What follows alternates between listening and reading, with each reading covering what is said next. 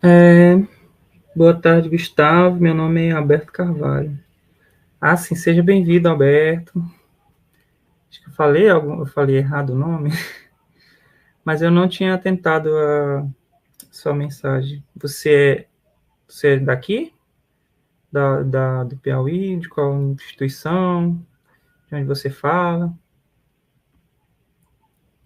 A gente já vai dar a entrada, né? A professora já conseguiu,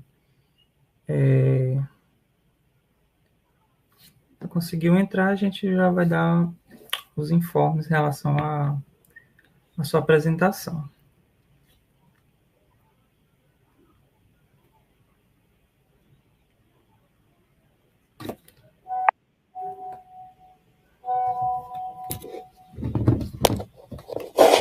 Ela não entrou, né?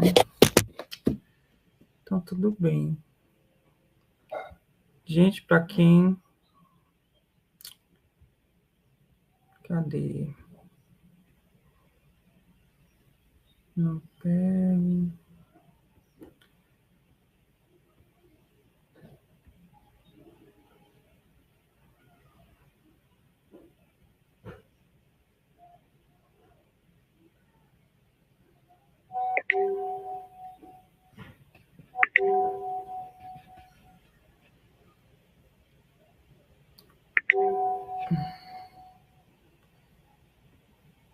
Olha, a gente já teve um total, a partir dessa, né, finalizando essa, de 3 lives, né?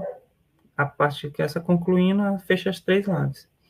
E a gente ainda vai ter a questão das inscrições, elas foram prorrogadas.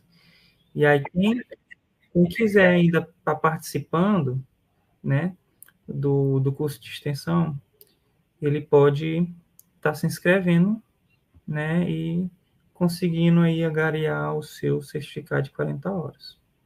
Só recapitulando que a gente teve 3 palestras, que foi um com o professor o Leandro Marcos dos Santos Oliveira e o Marcos de Gomes, né, todos os dois da UF, onde ele fala de aplicativos, né, como o Solon Site Scope. Eu não sei se o nome, o System Scope, não lembro se o nome está correto, mas ele é utilizado no ensino de geografia para tratamento, para trabalhar, né, com alunos com transtorno de espectro autista. Então, ele está lá disponível para você estarem, né, vendo um pouco sobre como é que o aplicativo funciona. Também tivemos a palestra do professor Armstrong, né, que foi o professor Armstrong, que é aqui da UF, onde ele estava falando um pouco sobre a abordagem da teoria da aprendizagem significativa, que é uma das bases, né, teóricas para a gente falar sobre os processos de aquisição cognitiva, né, dos processos de como se desenvolve e se dá o processo cognitivo de aprendizagem do indivíduo. Então, a teoria ela é bastante utilizada, né, na academia.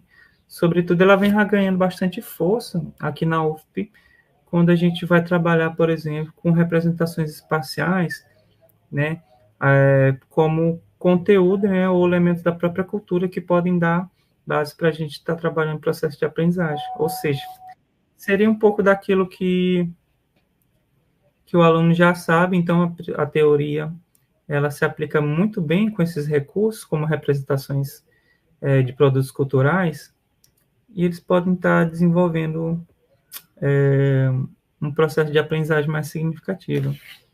E também tivemos a participação do professor Fernando da Costa Ferreira, né, professor doutor Fernando da Costa Ferreira, lá da IBC, né, da RJ, que trabalhou sobre os principais desafios relacionados à adequação de livro didático no ensino de geografia com alunos com deficiência. E aí, por último, a gente teve a professora, a professora Arlene, que falou um pouco sobre, se não me engano, ela falou sobre a tipologia de conteúdos, né, no ensino de geografia, E, por último, tivemos o professor David, né, professor Dr. David, lá da UFRR, que falou sobre os encaminhamentos didáticos para o uso de linguagens sensoriais no ensino de geografia.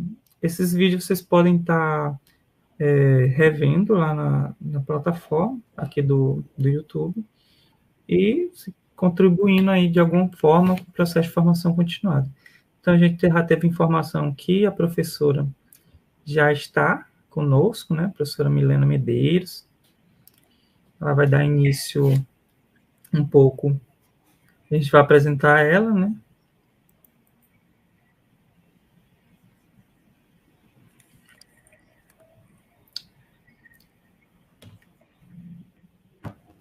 Seu currículo.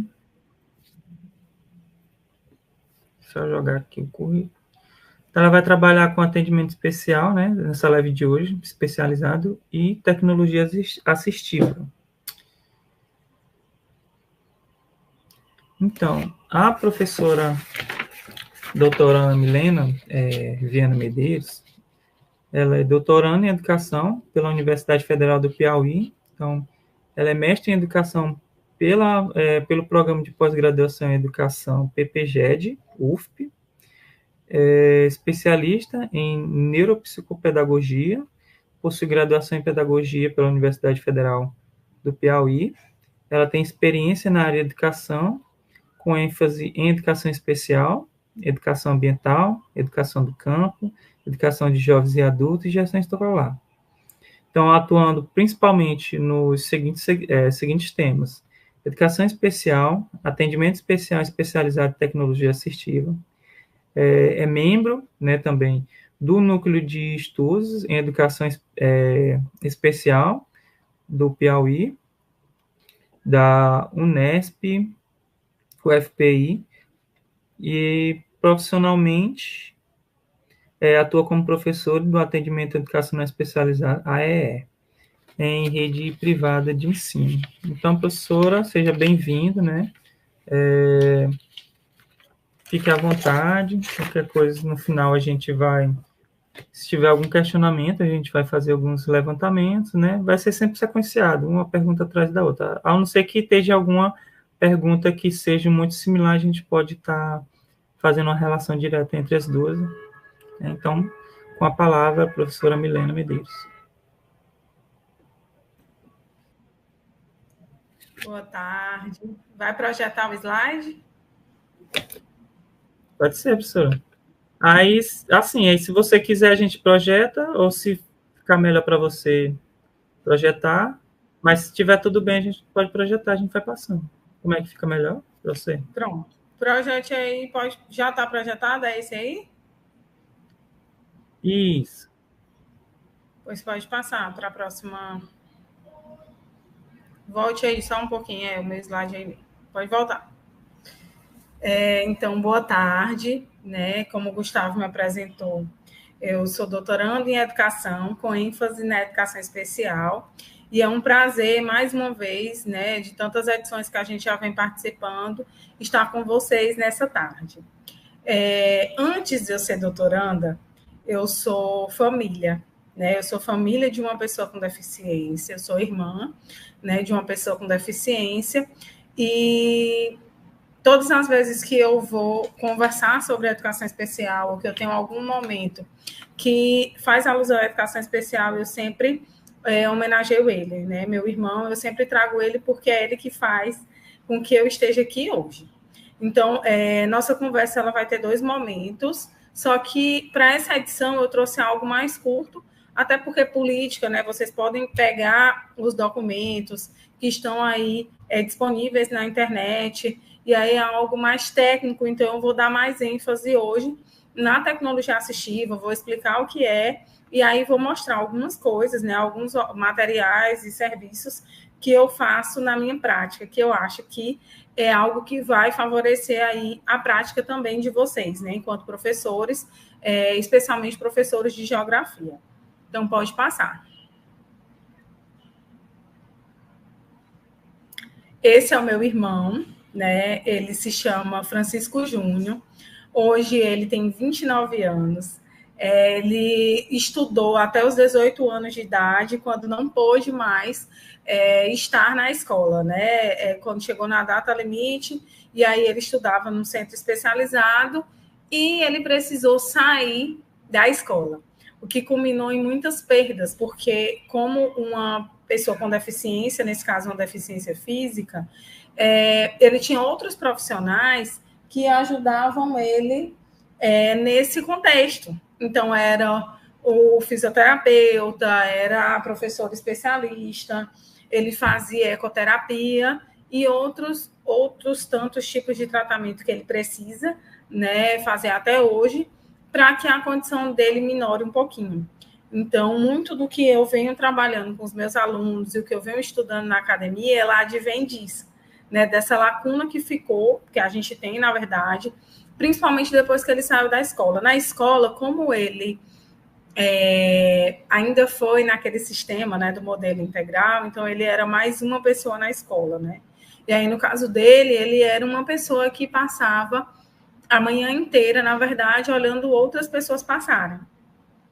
Então, o que ele fazia na escola era mais pintar, participar das festividades, mas assim, o que agregava de fato eram os outros profissionais que ele precisava ter.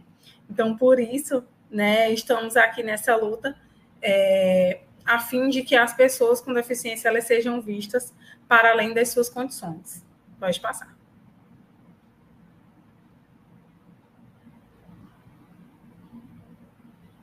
Então, eu trago um poema para a gente refletir, né, não só com relação à pessoa com deficiência, mas como uma sociedade heterogênea, né? Nós somos pessoas, e aí como o título desse poema, que eu tanto gosto, da Ruth Rocha, ele coloca, né, pessoas são diferentes. É um poema da Ruth Rocha que diz assim: são duas crianças lindas, mas muito diferentes. Uma é toda desdentada, a outra é cheia de dentes. Uma anda descabelada, a outra cheia de pentes. Uma usa óculos e a outra usa lentes. Uma gosta de gelados, a outra gosta de quentes. Uma tem cabelos longos, a outra corta eles rentes. Não queira que sejam iguais, aliás, nem mesmo tentes. São duas crianças lindas, mas muito diferentes. E aí é isso que faz na nossa sociedade. Cada um com sua característica, cada um com a sua singularidade, ela completa, né, isso que chamamos de sociedade. E aí as pessoas com deficiência não são muito diferentes disso. O meu irmão, por exemplo, ele gosta muito de carro. Andar de carro para ele é uma diversão.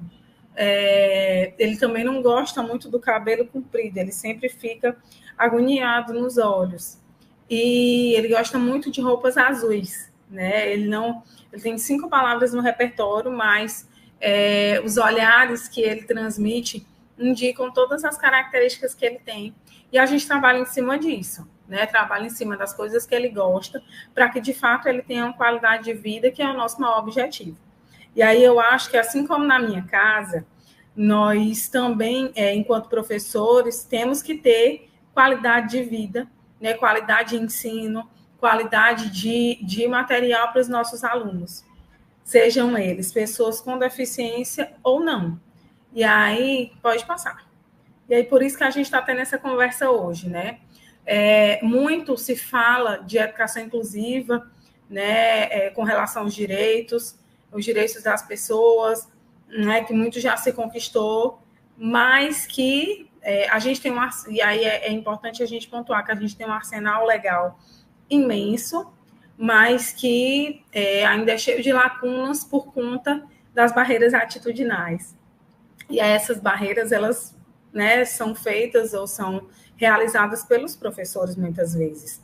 Né? Aqueles professores ou aquela gestão que não, e é isso a professora Nicéia Mendes e a professora Ana Valéria batem muito na tecla, é que aqueles gestores ou professores que não têm uma postura inclusiva, eles terminam contaminando outras pessoas para também não terem posturas inclusivas. E aí a gente conversa muito sobre inclusão e é importante a gente saber o conceito disso. Então, o conceito, ele parte muito do primeiro conceito, que seria a inclusão, né? E a inclusão de todas as pessoas, não só as pessoas com deficiência. E aí isso advém da Declaração de Salamanca. Esse conceito é muito conversado, muito batido na Declaração de Salamanca. E aí lá são as pessoas à margem, né? Que são as pessoas em situação de rua, os afrodescendentes, as mulheres, os indígenas, né? São as pessoas que estão aí à margem, muitas vezes, na nossa sociedade. E aí, muito se conversou depois disso, né? As políticas, os movimentos, né? Ele foi pensado com relação à questão da inclusão. E aí, quando a gente vai para a educação especial e inclusiva, o conceito que a gente traz é inclusão escolar. Né? Inclusão escolar, ela é um termo referente à questão da educação para as pessoas com deficiência, que é o público-alvo da educação especial, que a gente vai apresentar esse público um pouco mais à frente. E aí, hoje, né, em 2024, a educação, né, como fala lá na Constituição Federal de 1988, é um direito para todos. Ela é um direito inquestionável, por isso, é um direito inquestionável, é gratuito e universal, né? Porque as crianças aqui em Teresina, as crianças lá no Rio de Janeiro, as crianças lá nos Estados Unidos, as crianças lá na China, todos têm o mesmo direito, por isso universal. E aí a educação inclusiva, enquanto vertente da proposta, e a educação inclusiva, aí nesse caso, né, com mais um modelo, aí dentro da educação, da vertente da proposta da inclusão social. Então, assim, a educação inclusiva, ela tem a perspectiva do modelo social, né? Dentro da educação especial, nós temos dois modelos. O modelo que iniciou-se, o modelo médico, que é aquele bem lá do começo, que era onde é focado, né, no campo da saúde, apenas os médicos, né, ou pessoas da saúde, elas trabalhavam com as pessoas com deficiência. E aí é um modelo centrado na deficiência em si, e cheio de preconceitos, né, cheio de barreiras. Esse é o primeiro modelo, que seria o modelo médico. E aí, posterior a isso, né, depois de um movimento que aconteceu nos Estados Unidos, nós temos o modelo social, que foi batido, né, por professores com deficiência, e aí o modelo social, que é o modelo que nós seguimos hoje, ele centra-se no sujeito. Então, um sujeito que aí é cheio de possibilidades, que tem suas dificuldades, mas também é cheio de possibilidades.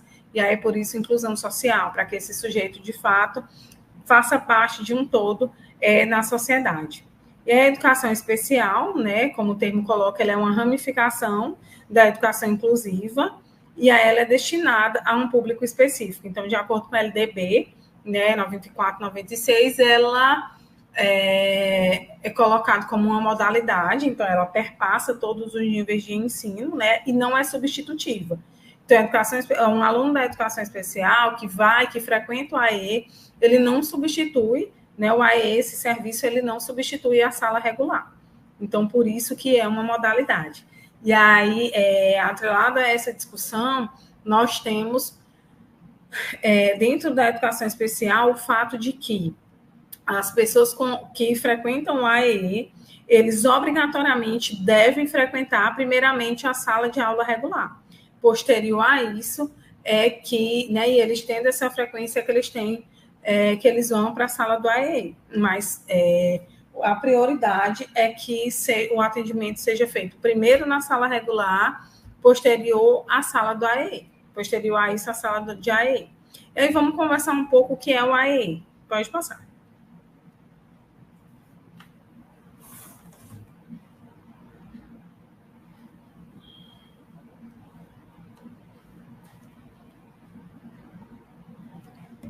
Então, para a gente chegar no atendimento educacional especializado enquanto política, nós perpassamos pela história da inclusão social no Brasil. E aí, isso começou lá em 1988, com a Constituição Federal, e aí trazendo a educação como esse acesso maior, né, como esse aspecto maior, e que abrange tanto pessoas com deficiência como pessoas sem deficiência, escolas públicas e escolas privadas.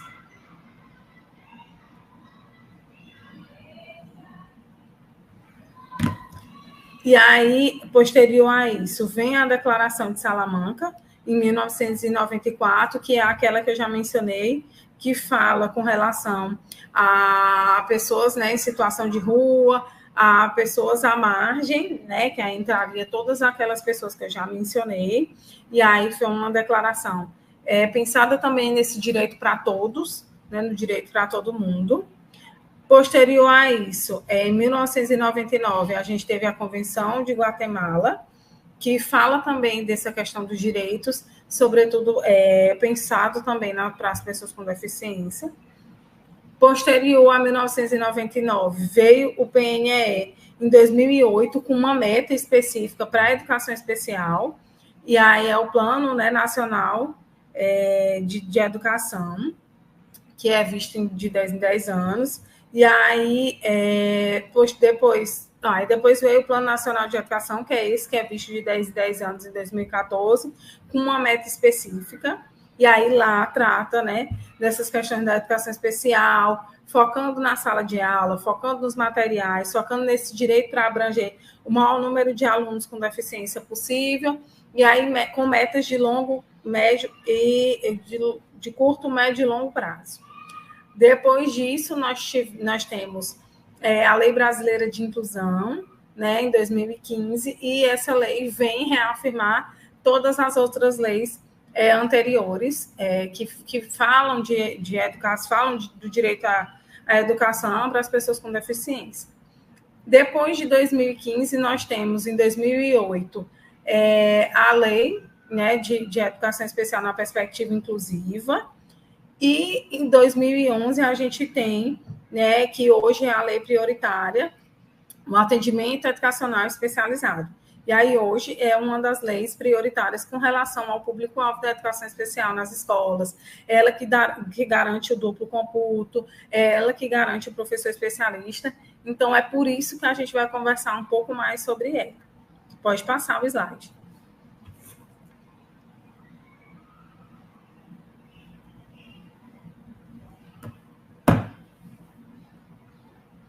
E aí, o que é, né, o AE?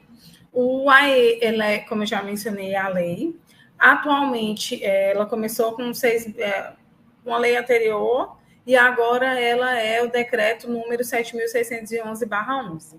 O que é que o decreto diz? Né, que o AE ele deve ser um conjunto de atividades, recursos de acessibilidade pedagógicos organizados, institucional e continuamente prestados das seguintes formas. Então, nós temos duas formas de fazer a AE. A primeira forma seria a complementar e a segunda forma seria a suplementar. A complementar, né, o nome já diz, é o complemento com materiais e serviços para que os alunos, e aí um público mais específico, né, que são os alunos com deficiência, os alunos com transtornos globais do desenvolvimento, né, que são as pessoas com TEA, eles precisam de um conjunto de apoio permanente ou limitado no tempo e na frequência, né, quando eles vão para a sala de recursos multifuncionais, porque a sala de recursos multifuncionais é o espaço qual o professor da E vai atuar. E aí ele trabalha com materiais complementares de ensino, né, para alcançar, para dar aí condições para os alunos com deficiência, para os alunos com TEA, as condições necessárias, né, no processo de escolarização. Já o segundo tipo, que é o suplementar, ele é destinado para as pessoas com altas habilidades ou superdotação. Ou seja, o foco desse, né, tipo de serviço é o enriquecimento curricular, né, porque trata-se de pessoas com QI mais elevado, então eles precisam de atividades que vão enriquecer aí na sala de aula. Às vezes é aquele aluno que acha a história muito chatinha, né, que fica fadigado, e muitas vezes é porque aquele é o foco dele. Então, ele já conseguiu conservar a maior parte, né, do conteúdo, e aquilo ali se torna enfadonho para ele. Então, ele precisa de algo que suplemente isso para se tornar um ensino mais atrativo, para que, de fato, ele esteja ali feliz e queira aprender, assim como os outros alunos. Pode passar. E aí, quem é o público-alvo da educação especial? Isso precisa ficar muito claro, porque há muitas vezes uma distorção, né? Principalmente com relação às leis. O atendimento educacional especializado, né, ele atende que público-alvo? As pessoas com TEA, né, as pessoas com deficiência, que é a deficiência visual, auditiva, física e intelectual. Além disso, altas habilidades e superdotação. Esse é o público-alvo da educação especial. E aí, uma outra lei que não entra como público-alvo, né, que não é dentro da educação especial, é do transtorno de atenção e hiperatividade, que muitas vezes, né, é confundido por alguns profissionais, tanto que as diretrizes são basicamente as mesmas, né, para a pessoa com TDAH, como para a pessoa com deficiência, e muitas vezes não é isso. Uma pessoa com deficiência é bem mais limitada, né, tem bem mais limitações do que uma pessoa com TDAH. E aí a ideia, por isso que muitas vezes é confundida. Mas, ao mesmo tempo, essa pessoa também, né, com TDAH, precisa de um espaço que dê mais condições para ela de atenção, né, que dê mais condições para que ela se concentre de fato, né, precisa se modificar materiais para que ela consiga, muitas vezes, elaborar um pouco mais, que pode ser que essa seja uma limitação, né? Então, tudo isso é conversado a partir do sujeito, né? Isso é muito singular. Pode passar.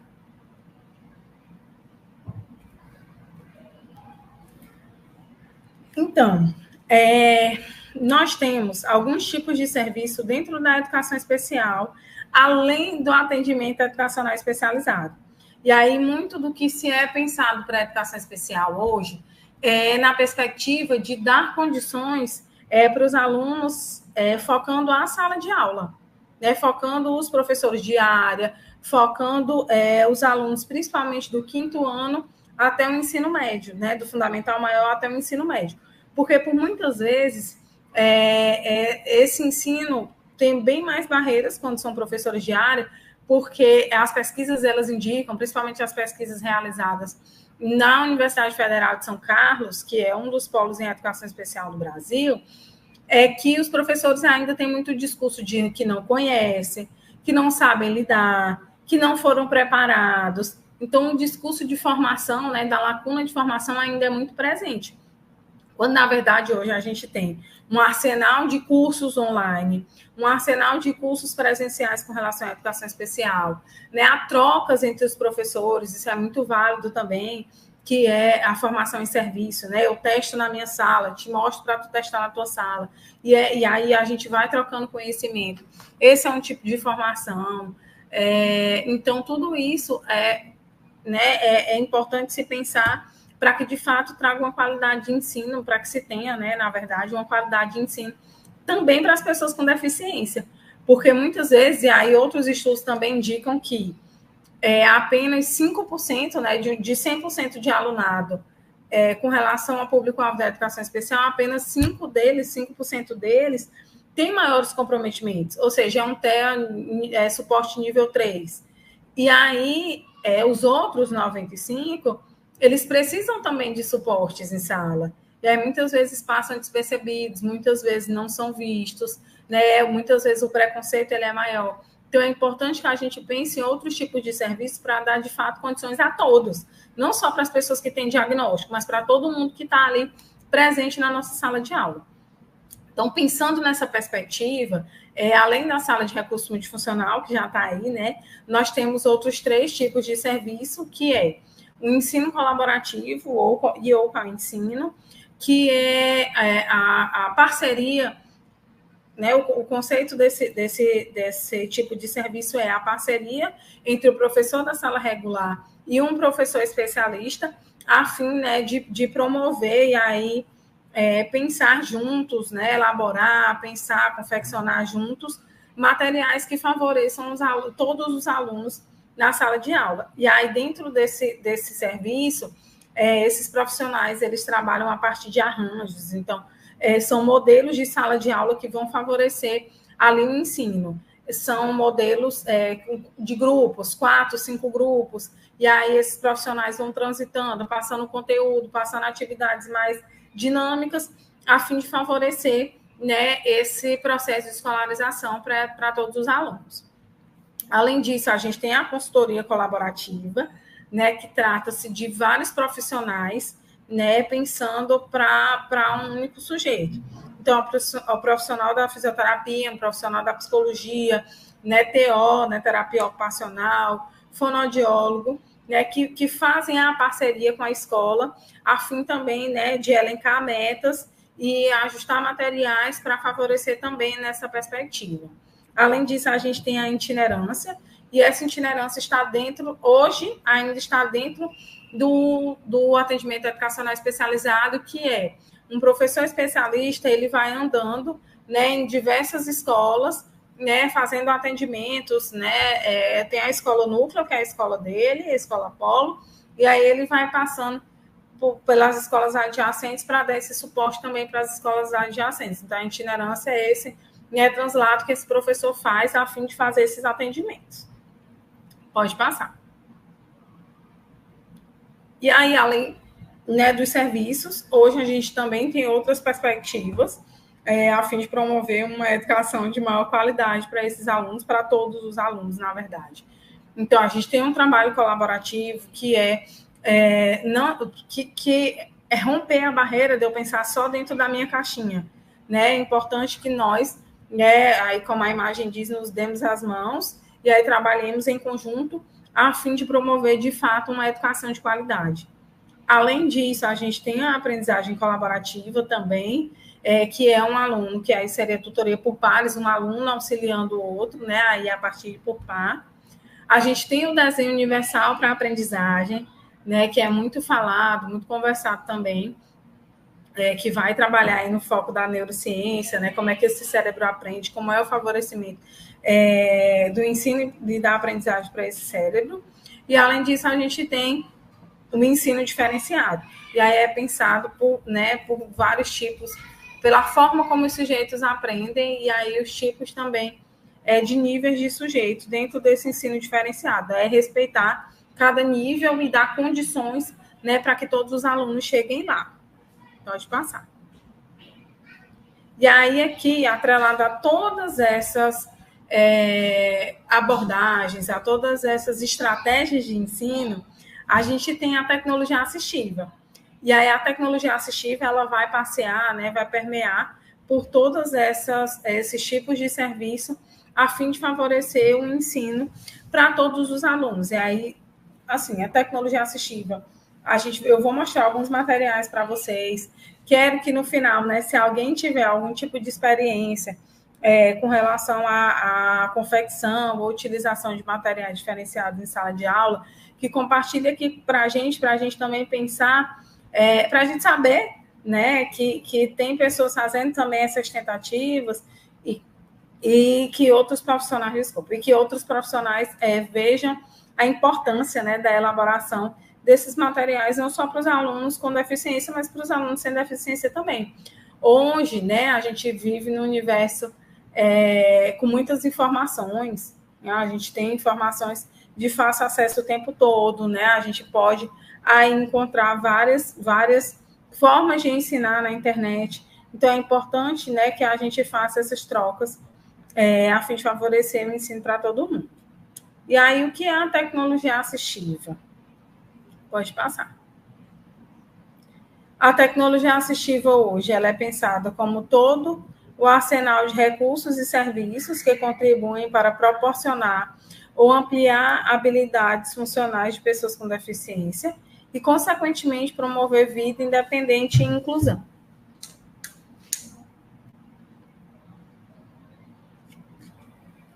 Então, primeiramente, a tecnologia assistiva ela foi pensada, na verdade, para os idosos, né? Quando se pensou tecnologia assistiva, há muitos anos atrás, pensou-se para pessoas idosas, a fim de promover uma melhor qualidade de vida, né? Seja na mobilidade, seja nas condições de dia a dia. Então, a tecnologia assistiva foi pensada para isso. E aí,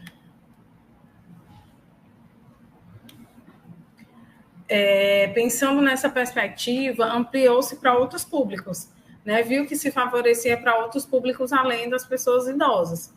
E aí, assim, a tecnologia assistiva, ela está no nosso dia a dia, muitas vezes nós que não sabemos diferenciar, mas a tecnologia assistiva está presente aí na vida de todos nós. Pode passar.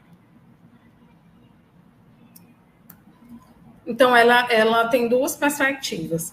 A primeira perspectiva é sobre os recursos, né? Tecnologia assistiva na vertente dos recursos, é todo e qualquer item, equipamento ou parte dele, produto ou sistema fabricado em série ou sob medida utilizado para manter ou melhorar as capacidades funcionais das pessoas com deficiência. Então, são todos aqueles recursos, né, que a gente utiliza para minorar as limitações. Pode passar.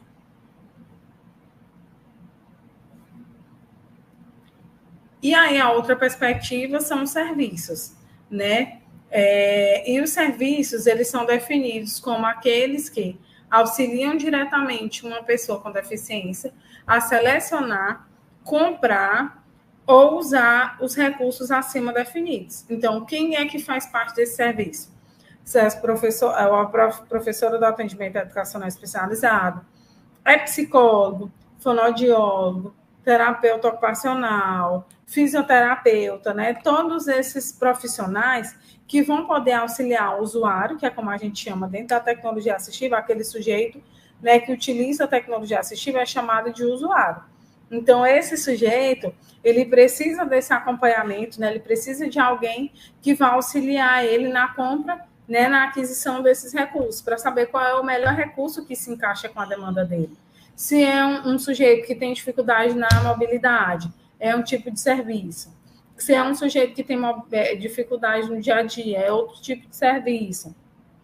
Se a gente vai para a escola, dependendo das perspectivas, né, que vão ser trabalhadas, é outro tipo também de serviço. Então, isso vai depender do sujeito, né, da demanda desse sujeito, para que esse profissional consiga lhe auxiliar de fato, né, consiga entregar um serviço que vai atender as necessidades desse sujeito. E aí, como é que a gente escolhe esses serviços?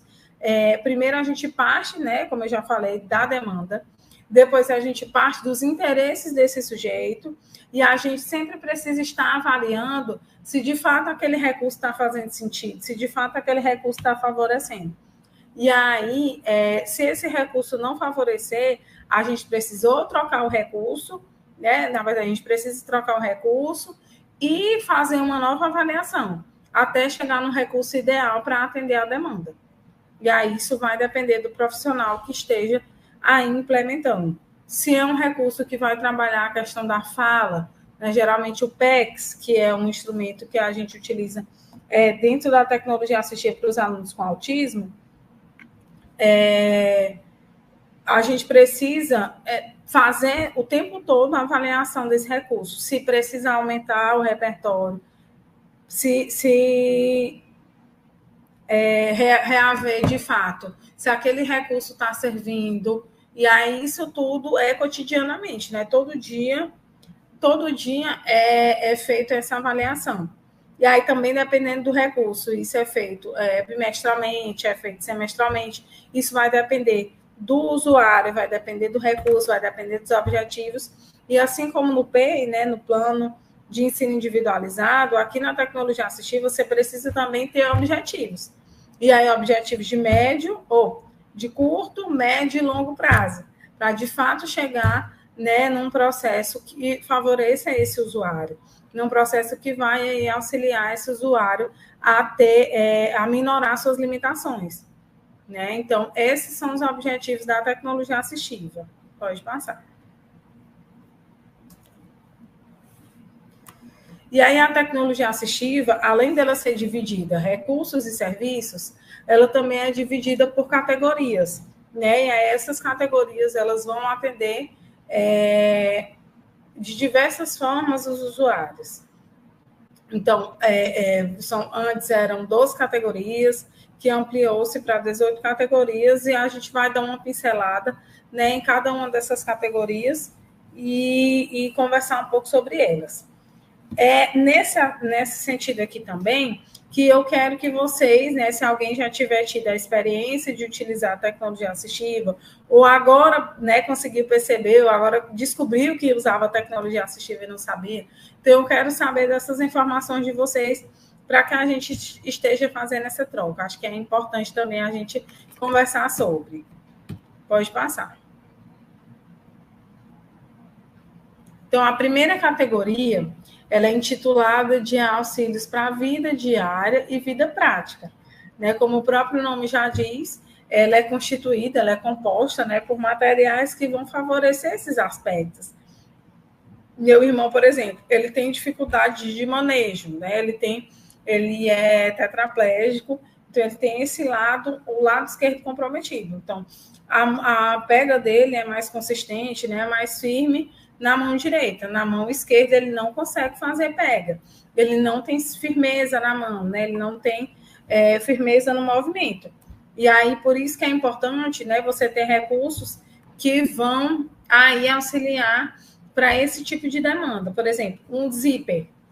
Muitos de nós usamos roupa com zíper, porque facilita. Eu, por exemplo, agora estou grávida.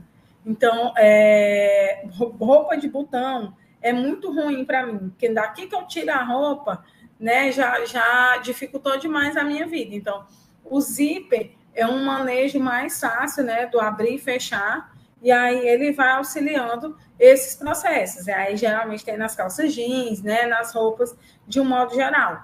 Então, para a pessoa com deficiência, geralmente se coloca mais roupas com zíper mesmo, para dar essa facilidade de manejo, de abrir e fechar a roupa, por exemplo.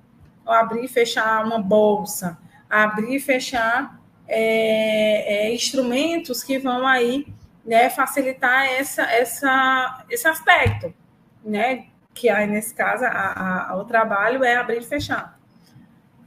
O outro aqui seria a questão da alimentação, né? Como é que esse sujeito se alimenta? Meu irmão, por exemplo, a gente precisa dar, né? Se você não der, ele fica com fome até morrer, porque ele mesmo não consegue pegar. E aí o que a gente vem trabalhando, muitas vezes eu tento pegar o copo para ele sentir também, né? Tentar pegar o copo com a mãozinha para colocar na boca. E aí, geralmente, é um copo mais largo, de plástico, né, que não vai machucar esse usuário, que vai facilitar até a questão do material em si, né, para que esse manejo seja realizado de forma mais favorável. Aqui, por exemplo, né, na imagem, tem alguns elementos de cozinha, garfo, faca, que são os talheres, né? Colher, que são os talheres de modo geral. Algumas pessoas com deficiência, eles utilizam talheres adaptados, que é talher de plástico, mas o plástico um pouquinho mais grosso, né? Não sei se vocês já viram, mas aqui na Adapta Fácil tem esse tipo de material. E tem outros lugares também que vendem talheres um pouco mais, de espessura um pouco mais larga, e aí esse tipo de talher vai facilitar, né, o manejo desse usuário. Então, uma pessoa que quer, eu tenho uma aluna com deficiência física que ela quer, que ela faz tudo sozinha, né? Ela tem mais o comprometimento nos membros inferiores, então ela consegue movimentar os membros superiores. Então, ela pega a colher ainda assim com muita dificuldade, mas ela consegue colocar na boca essa colher que esteja com uma espessura mais grossa. Então, isso vai depender do usuário. O usuário que consegue pegar, então a gente tenta fazer, né? A gente faz, na verdade, a inserção desses materiais, para que ele tenha uma maior autonomia também na vida. Essa minha aluna, ela não gosta que as pessoas façam as coisas por ela. Ela quer fazer sozinha. E aí, muitas vezes, quando ela se depara com o fato de que outra pessoa tem que fazer, isso é horrível, né? Porque mexe com o ego dela, mexe com o lado emocional dela, e aí desestabiliza. Então, esses mecanismos, né, esses materiais, eles vão favorecer isso. Que esse sujeito consiga fazer, que esse sujeito tenha a capacidade de fazer para que ele se sinta bem, né? Para que o ego esteja aí um pouco massageado, de fato, se tem a possibilidade. Porque muitas vezes a gente se prende muito às dificuldades dessas pessoas os desafios que elas enfrentam e a gente esquece que elas também têm potenciais, que elas também têm possibilidades, que elas também sabem fazer, né? Essa minha aluna tem um repertório incrível. Então,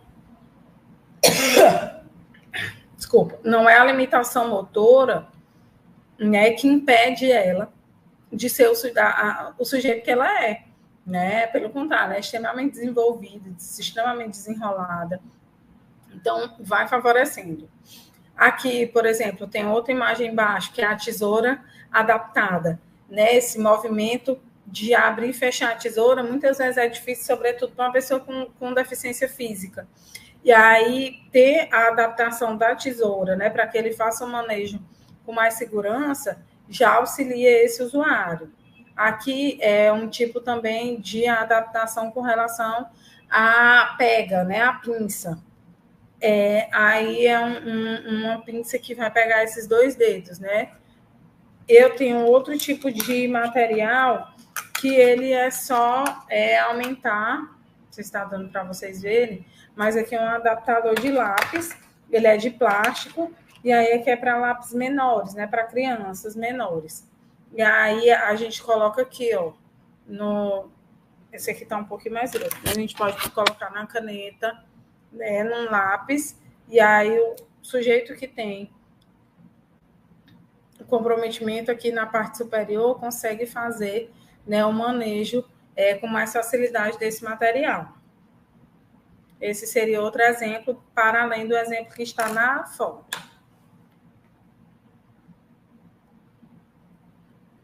A foto está pequenininha para mim. Mas aqui embaixo também, na terceira lacuna, é um tipo, né, de adaptação com relação à tesoura. Aqui do lado é um adaptador para roupas que tem botão, né, para fazer o abrir e fechar de roupas que tem botão.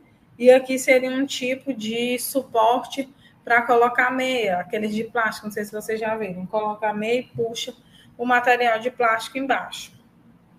E aí, todos esses materiais são alguns exemplos, né? Existem muitos outros exemplos com relação ao auxílio para a vida diária e vida prática, e aí todos com o mesmo objetivo, né? Que é dar condições para esse usuário, né, ter autonomia aí na sua vida, no seu cotidiano. Pode passar. Aí esse também, a bola de espuma faz parte da vida diária, porque, né, a escrita faz parte de todos os contextos da nossa vida. E a bola de espuma, ela também é de plástico, e aí ela vai colocar, você coloca num lápis, e aí o usuário pega aqui, ó, aqueles que têm dificuldade na pega, que tem um comprometimento muscular, geralmente a mão assim um pouco mais tortinha, e ele não consegue fazer esse movimento aqui reto. Então, a bola de espuma, ela vai favorecer, né, a que o sujeito consiga fazer esse movimento de pega, e aí consiga escrever, consiga desenhar, consiga pintar, né, tudo a partir do uso da bola de espuma. A outra seria a pulseira imantada, né, ou a caneta com engrossador de espuma, que também vai auxiliar nessa questão da pinça, né, da pegada aí com relação a lápis, canetas, coisas que escrevem. Além disso, o engrossador de lápis e caneta, que foi o que eu mostrei para vocês. Esse engrossador que está na imagem é de espuma, e esse que eu estou mostrando aqui na tela é de plástico. Os dois têm a mesma função, que é você colocar na caneta, né, dar uma espessura maior, para que o usuário consiga fazer esse manejo de pinça com mais facilidade, né? E aí rompe um pouco essa questão das limitações, sobretudo as motoras. Pode passar.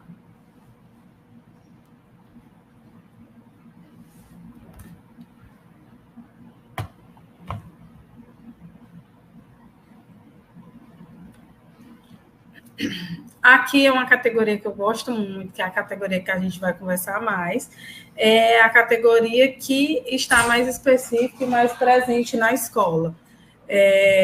E aí a categoria que, por exemplo, eu tenho mais materiais para apresentar, né, para mostrar com relação a isso, que seria presente mais na escola, e aí é isso que eu quero que vocês me falem, né? Se de fato vocês utilizam ou não esses materiais.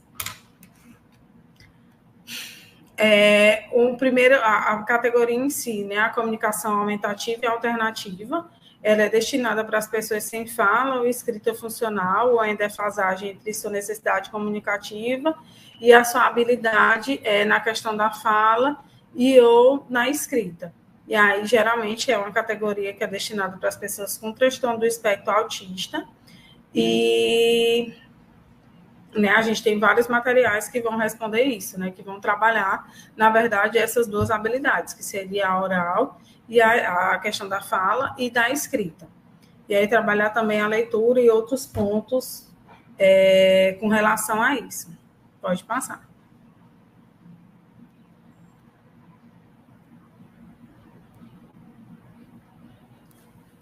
E aí, na primeira imagem, como coloca aqui, eu tenho alguns exemplos de fichas de palavras variadas. Geralmente, isso aqui é trabalhado com crianças com TEA, que tem a dificuldade, né, que tem a limitação, na verdade, no repertório. E aí a gente vai ampliando esse repertório a partir do uso dessas fichas. E aí essas fichas são divididas por categorias, por isso são coloridinhas. E aí a gente vai ampliando à medida que o usuário também vai ampliando esse repertório. Então, a gente tem o substantivo, o verbo, né, o complemento, e aí a gente vai formando as frases a partir disso, né, dessa ampliação desse repertório. Existem diversas formas de implementação dessas fichas. Geralmente, a gente utiliza mais na educação infantil, aí nos primeiros anos, também do ensino fundamental. E aí, à medida que esse usuário vai ganhando repertório, né, vai ampliando esse repertório, essas fichas elas tendem a aumentar. E aí, como fica muita ficha, geralmente a gente vai ou para o papel fazendo as pranchas, ou para outros tipos de instrumento que são de maior manejo, né, que tem mais facilidade com relação ao manejo. Também tem outros programas, aplicativos, né, nos tablets, no iPad, que favorece essa questão. Cintia, sério, tu vai ficar aí. E aí, outro ponto, esse texto aqui é outro tipo, né, de material, que seria um texto com símbolo, e aí esses símbolos a gente chama de pictogramas, que também é um tipo de arsenal, né, dentro da tecnologia assistiva, que vai favorecer os materiais, né, a elaboração de materiais, principalmente para as crianças também com um repertório mais limitado. Então, eu tenho um suporte das palavras embaixo, mas eu tenho umas imagens que têm a ver com o real, né, com o mais concreto, e aí eles vão, né, aprendendo, vão adquirindo repertório a partir da implementação mesmo dessas imagens. Então, a gente tem também alguns recursos, né, que eu vou mostrar um pouquinho mais à frente, que onde é que tem esse arsenal de pictogramas que a gente pode pegar para estar montando atividades adaptadas. Aqui, por exemplo, eu faço textos adaptados, eu faço atividades adaptadas, eu faço enunciados adaptados, todos com suporte da imagem em cima. Por exemplo, se eu vou fazer uma atividade de tempo, tem um pictograma que é tempo, né, e vários instrumentos de tempo, e aí eu faço a atividade utilizando esses pictogramas que vão aí favorecendo as crianças a essa questão. E aí, por consequente, vão aí ampliando os repertórios, né? Eu tenho criança que começou com frases, e aí depois, isso tudo é processual, é gradativo, né? Assim, eu chego e boto o texto, não. Eu boto a frase com os pictogramas em cima, depois eu vou ampliando um pouquinho mais, né, essas frases, fazendo parágrafos. Depois dos parágrafos, eu vou fazendo textos mais curtos, e aí eu chego o texto até uma página. Né? Os meus alunos, mesmo os que estão no ensino médio, geralmente têm uma dificuldade, né, na compreensão e na elaboração, então a gente quebra o texto, né, não passa de uma página, porque aí fica muita informação, eles não conseguem elaborar muitas vezes, né, não conseguem compreender, então tudo isso dificulta aí o processo, né, de escolarização deles. Então, a ideia é dar o suporte, né, favorecer. Então, se a gente não favorece, é importante, né, que seja revisto. E aí, essa é uma ideia, dependendo do caso. Aqui embaixo, a gente tem livro de história também, com os símbolos, e aí aqui em cima, né, tem os símbolos de destaque. Então, eu tenho uma imagem maior com vários elementos, eu destaco esses elementos aqui em cima, o que eu quero chamar mais atenção, né, o que eu quero que eles conservem mais, eu coloco aqui em cima para chamar mais atenção, né, nesses pictogramas, é o que eu vou trabalhar mais também, eu coloco aqui em cima para chamar mais atenção. E aí eu vou trabalhando à medida, né, que eles vão conservando. Ou com mais pictogramas aqui em cima, ou com menos, dependendo da conservação desse repertório. Aqui é outro tipo de instrumento, como eu falei para vocês. Quando a gente tem muitas fichas, a gente chega nas pranchas, porque é um manejo mais favorável, tanto para o usuário quanto para o professor. Então, eu tenho uma página inteira, né, com vários símbolos, e aí esses símbolos ele vai apontando para mim, né, porque geralmente é um usuário que tem a dificuldade com relação à fala, então esse material ele é feito por apontamento. Então, eu quero a borracha, então ele aponta no eu quero e aponta para a borracha. Eu quero ir ao banheiro, sim ou não? E aí, geralmente, a gente começa com palavras mais usadas no cotidiano, né, que é o sim e não, e outras que vão aí fazer parte desse repertório, e à medida do que eu vou necessitando, do que eu vou trabalhando, né, ou na minha disciplina, por exemplo, eu já fiz prancha de animais, né, aí a gente usava as características dos animais e alguns animais para eles fazerem nesse reconhecimento, roupas, clima, né, isso vai depender muito da categoria que você vai utilizar. E aí, esses pictogramas vão mudando a partir disso também, né? Do objetivo que você tem, das palavras que você vai trabalhar, né? Do conteúdo que você vai trabalhar, você precisa implementar, né, esses pictogramas, essas palavras no material desse aluno, desse usuário. Pode passar.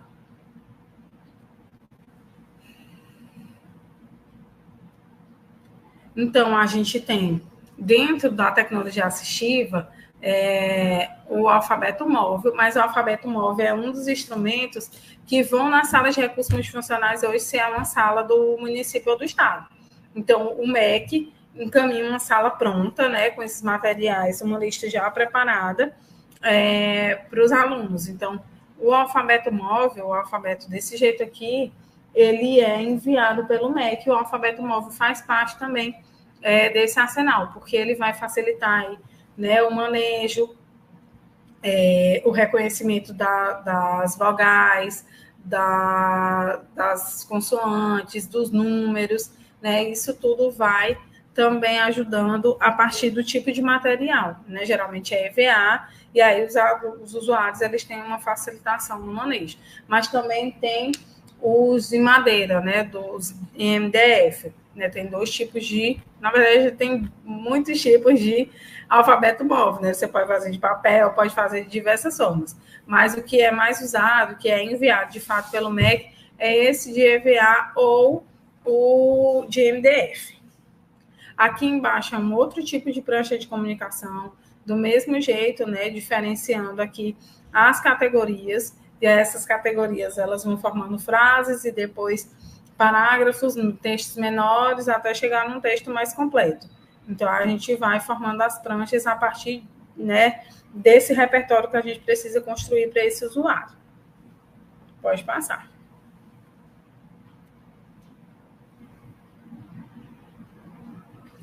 Outro material que está dentro da comunicação aumentativa e alternativa seria as pastas de comunicação. Assim como lá naquelas fichas, aqui também são constituídas por fichas. Aqui também a gente faz categoria, mas o usuário ele tem uma possibilidade maior de troca, né? De troca de ficha a partir do que vai ser trabalhado, a partir do que vai ser utilizado. E aí essas fichas elas vão sendo modificadas ou vão sendo retiradas, né, a partir do objetivo que você tem com relação ao usuário.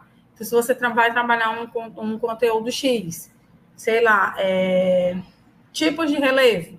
Então, você pode colocar aqui os diversos tipos de relevo na ficha e ir trabalhando esses tipos de relevo na ficha. Né? E aí vai dependendo muito do que vocês vão trabalhar. É só um exemplo. Outro recurso seria o chaveiro de comunicação. O chaveiro de comunicação, a gente não trabalha tanto conteúdo, como o próprio nome já diz, é mais para o usuário se comunicar. Então, por exemplo, para uma viagem, aí esse chaveiro é constituído de um passo a passo.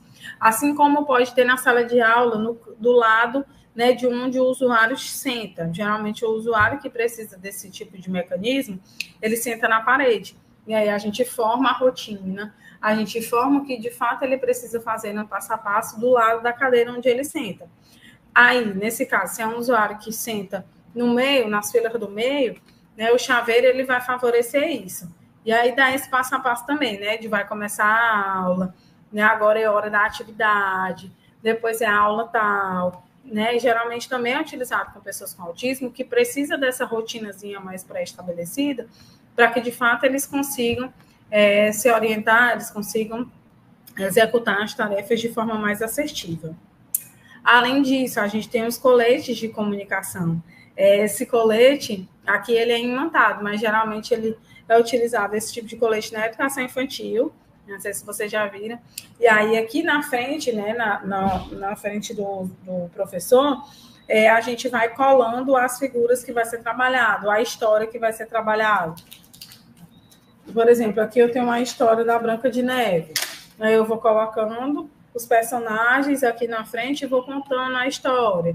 Ou se é um texto que eu quero trabalhar e tem elementos específicos. Eu posso ir contando o texto e aí eu vou colando, né, nesse colete os elementos que eu vou precisando de destaque nesse texto. Também é um tipo de recurso. Pode passar.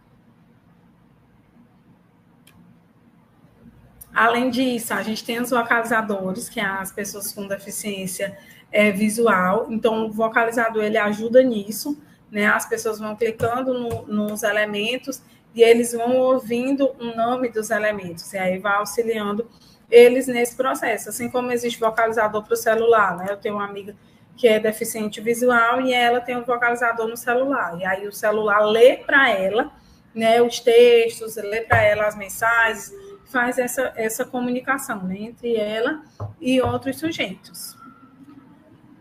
Além do vocalizador assim, mais simples, mais específico, a gente tem um vocalizador no computador, que faz essa mesma função do vocalizador do celular que eu falei.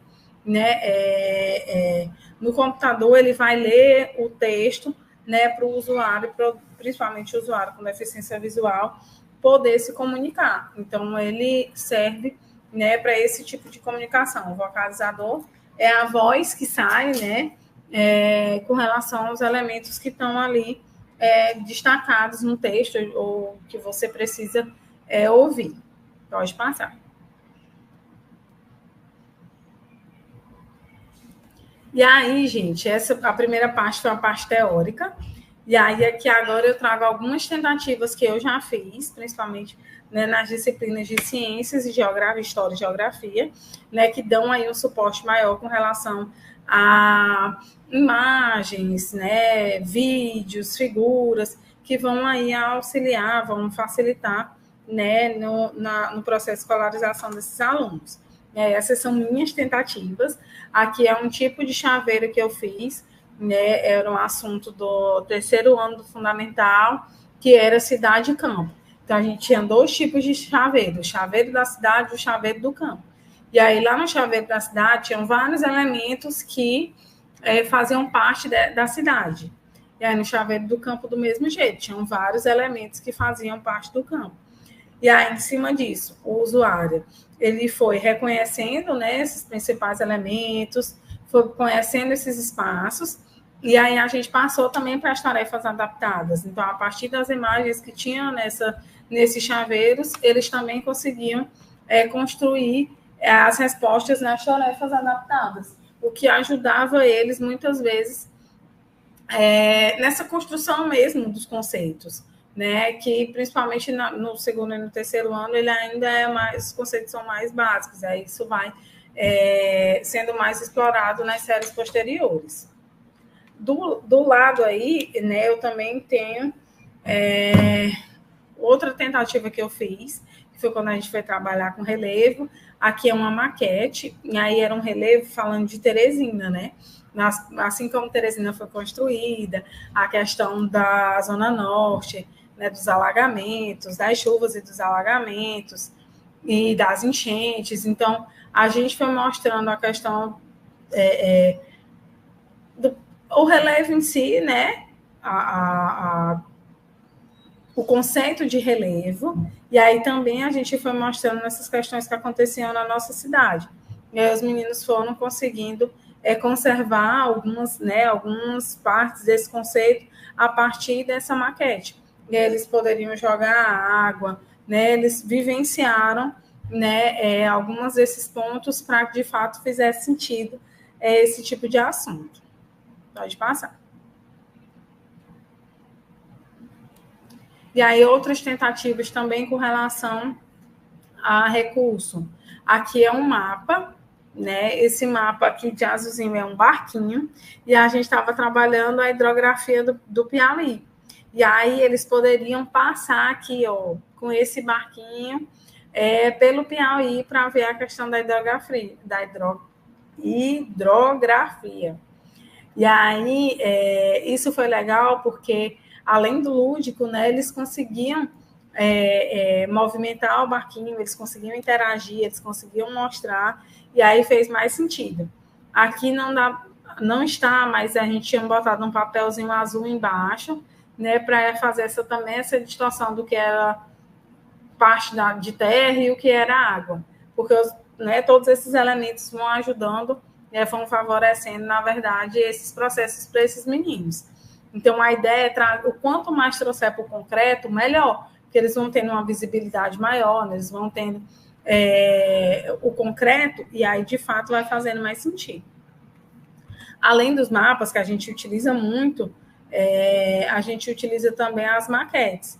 E aí, assim como a anterior, né, aqui a gente tem uma maquete em MDF, e aí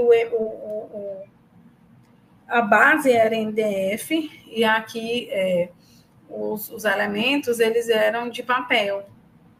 E aí os meninos podiam colar, né, eles mesmos montaram, né, todos esses elementos que fazia parte desse bairro, para depois montar o bairro. Então, a gente tinha a escola, tinha um hospital, né, que aí depois serviam de referenciais para poder, pontos de referência, para depois montar esse bairro. Então, a gente foi trabalhando esses diversos conceitos a partir dessa maquete. Depois disso, a gente colocou num isopor maior, né, fazendo as ruas também, e aí montou esse bairro nas ruas para trabalhar paralelo, perpendicular, o que estava perto, o que estava longe. Então, dá para trabalhar diversos conceitos a partir de um único recurso. Pode passar.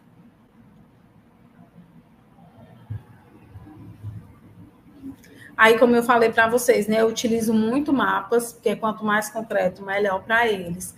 Aqui é um mapa do Brasil, tá pintadinho para trabalhar a questão das regiões, mas primeiro a gente trabalhou cidade por cidade. Então, esse mapa monta cada cidade, e aí cada região também tinha a sua cor para fazer essa distinção, né? Então, a gente trabalhava várias coisas. Trabalhava o mapa do Brasil de modo geral, trabalhava retirando as pecinhas para fazer essa questão das cidades, né, da diferenciação das cidades. A cidade, o estado que eles moravam, né, tudo isso a gente trabalha nesse único mapa. E aí ele é todo montado. Aqui embaixo tinha a legenda com as cores, né? E aí eles tinham que escrever que região era de cada cor. E aí isso auxiliava também esse conceito, né, com relação à região, a lugar, a várias outras coisas que a gente conseguiu trabalhar com esse recurso. E aí, à medida que eles iam conservando, a gente ia passando para outras etapas até conservar o conteúdo todo. Aqui do lado é outra tentativa que tem a ver, né, com a questão da leitura e da escrita, aí seriam habilidades de um modo geral.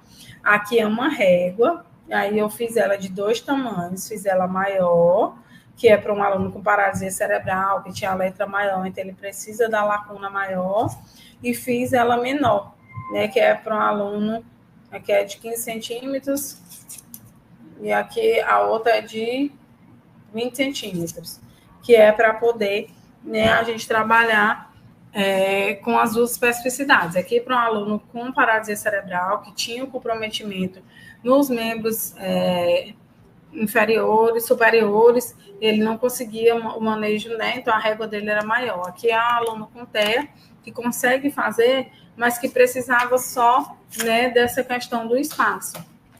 E aí essa régua, ela tem duas finalidades.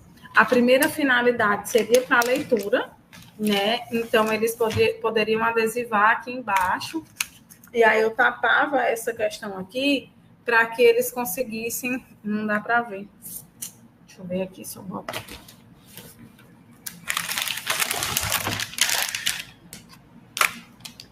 A leitura, a gente bota a régua em cima da palavra, e aí eles vão lendo à medida que eles, né, vão conseguindo, eles vão perpassando aqui a régua pela folha toda, né? Então começa e vai baixando até eles fazerem a leitura, né, completa do material. E aí isso facilita, sobretudo para aqueles alunos que têm a dificuldade de poluição visual, né, que não pode ter muitas informações, textos com muitas informações, que ainda está fazendo, ainda está desenvolvendo a questão da leitura. Então, essa régua, ela favorece muito.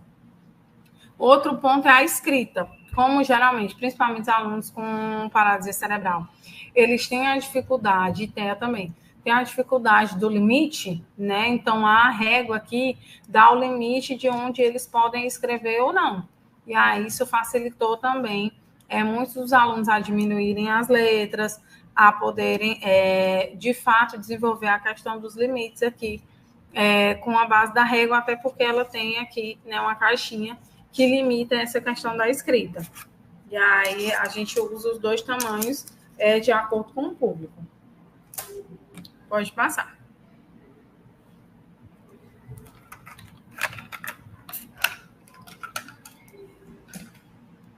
Além disso, gente, eu tenho alguns outros materiais. Ó, aqui seria um livro adaptado de um conto de fadas, aqui é a Branca de Neve. E aí aqui é um usuário que tem um repertório amplo, então ele conseguia o passo a passo da história, mas eu tenho histórias com menos figuras. E aí eles conseguem, né? Isso também vai depender do usuário. Quanto maior o repertório do usuário, mais figuras a gente pode colocar. Quanto menor, a gente começa de poucas figuras até ampliar esse repertório. E aí aqui, assim, ó, cada figura representava uma frase. E aí ele ia colando aqui a frase e depois ia lendo. E a gente também pode trabalhar de diversas formas com esse material. Aqui seria a identificação das etapas da história. E aí ele ia colando para depois trabalhar a leitura da história, né? Então, a gente poderia fazer, né, dessas duas formas.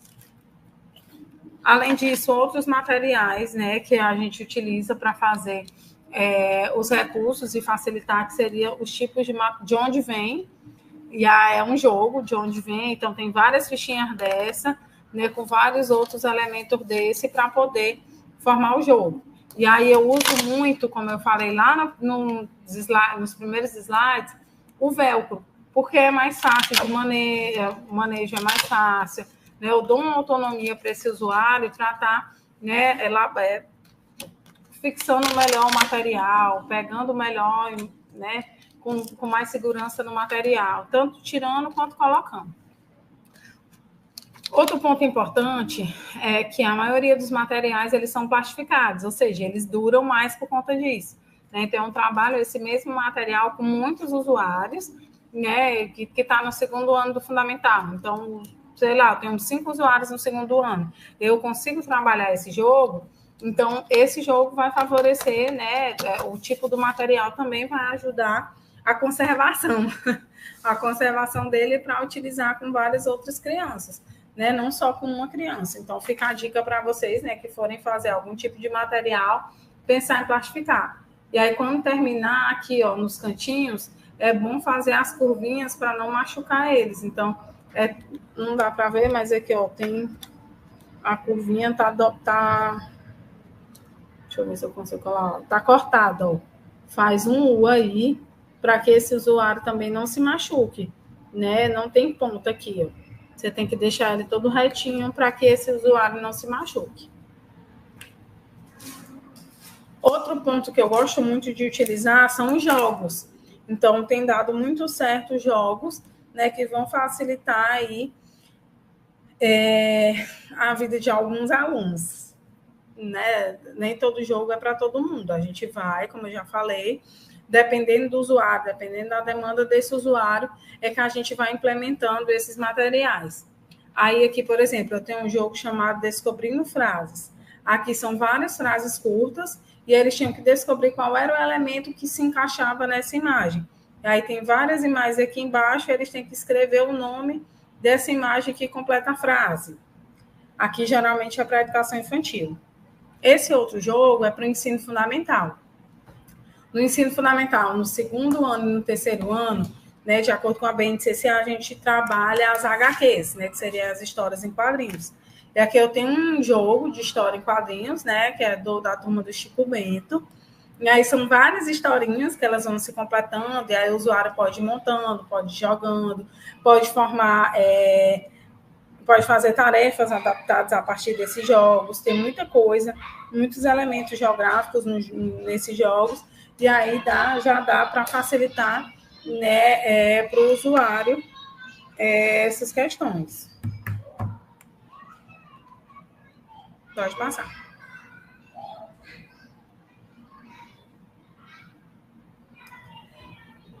Outro ponto, gente, como eu já falei lá no início, seria os pictogramas.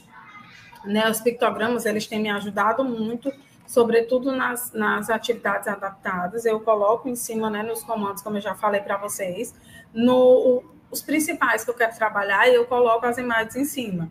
O como, quando, esses comandos mais diretos e objetivos que geralmente a gente começa nas tarefas adaptadas, eu sempre coloco as imagens.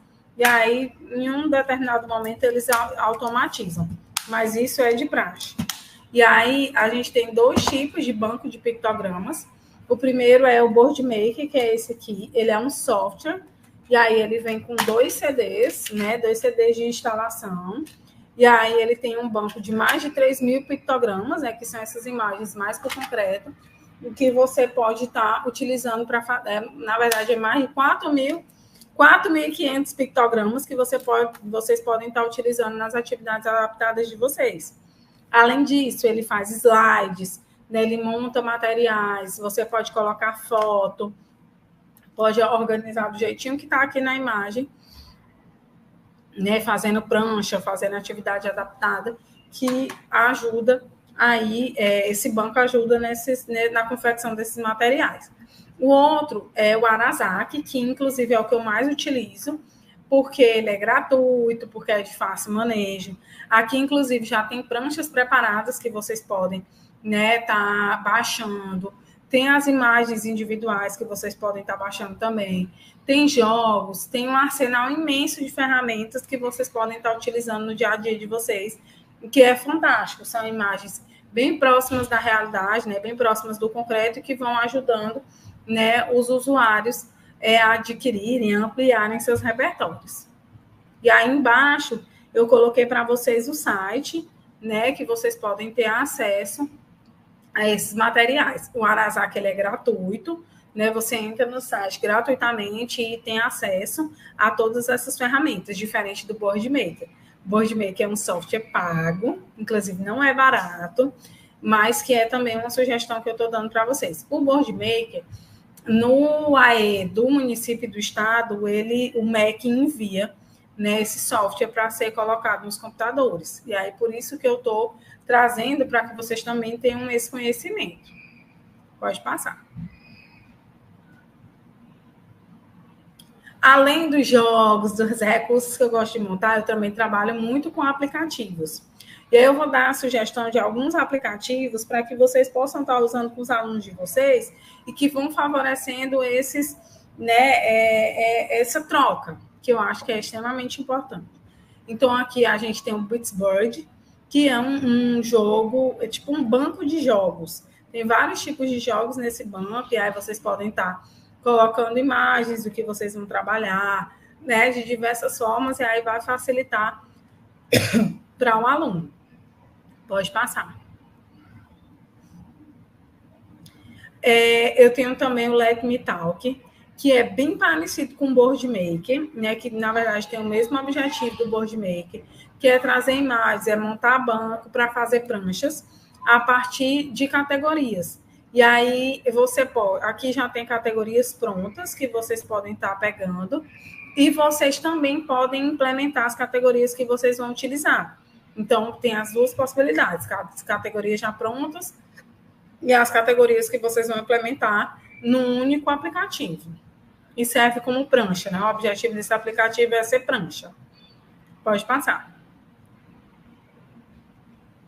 A gente tem também o Pictotea, que é um aplicativo que só é baixado em Android. E aí ele também tem esse objetivo de prancha. Né? São várias categorias com esse intuito, né, de formar pranchas e facilitar a comunicação. Então, assim como o Pittsburgh, ele também tem esse mesmo objetivo, o Pictotea. Pode passar. Aqui é um aplicativo que eu amo, que é o 4D+. São cartas, aqui eu trabalho nas ciências, são cartas que a gente projeta pelo aplicativo e aí elas ficam em 3D, né? Então o aluno consegue visualizar em diversas dimensões e ter um acesso, né, a várias formas, né, de diversos animais.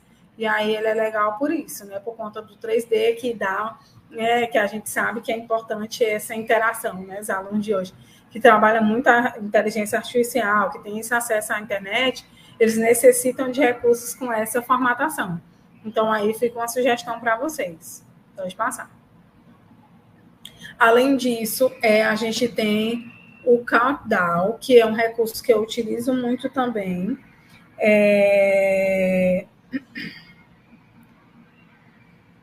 Geralmente, só baixar aqui, eu tinha baixado e ele deu um probleminha aqui. Mas eu quero mostrar como é que funciona, porque geralmente eu utilizo com meus alunos com TEA, que tem dificuldade de tempo, com o tempo. Então, assim, alunos que têm dificuldade em terminar atividades, alunos que protelam muito também, que precisam desse suporte, né, para se programar com relação ao tempo, esse é um aplicativo maravilhoso que vai ajudando eles a se ajustarem nesse contexto. E aí o legal é que tá vendo esse patinho aqui, vocês podem personalizar, pode ser a foto do aluno, pode ser um desenho que eles gostem muito, pode ser várias formas de interação que vocês gostam, né, que ele gosta, para chamar a atenção e para envolver eles para esse aplicativo. E aí vocês podem personalizar, e aí isso chama bem mais atenção. E aí, por exemplo, se é uma atividade que vai me levar 2 minutos, eu programo aqui no celular, ó, 2 minutos, e aí eu boto o start. E aí ele vai fazendo esse barulhinho e o start ainda está verde, quer dizer que ele tem muito tempo. E aí, à medida que o tempo vai passando, o aplicativo vai abrindo. Vou botar num tempo menor, que é só para a gente ver mesmo. Então, aqui, 20 segundos, 20 segundos. Ó.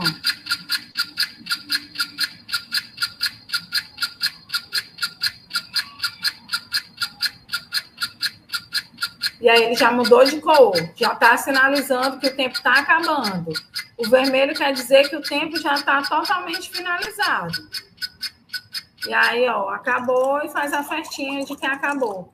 E aí, como eles gostam muito de competição, né, gostam muito dessa questão do tempo, a gente utiliza esses recursos para favorecer isso, né? Favorecer essa administração de tempo que muitas vezes eles têm dificuldade, né? Os alunos com TEA têm dificuldade.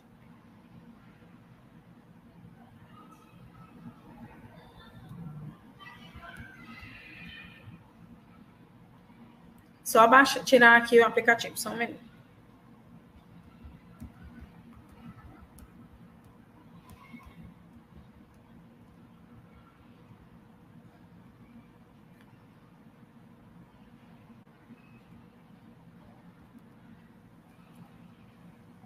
Pronto, pode passar aí o aplicativo.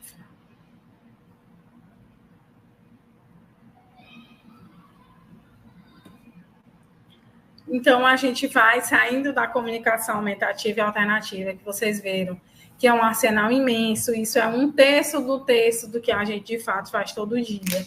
Mas é mais para vocês terem mais uma pincelada, para vocês terem uma noção do que nós podemos fazer.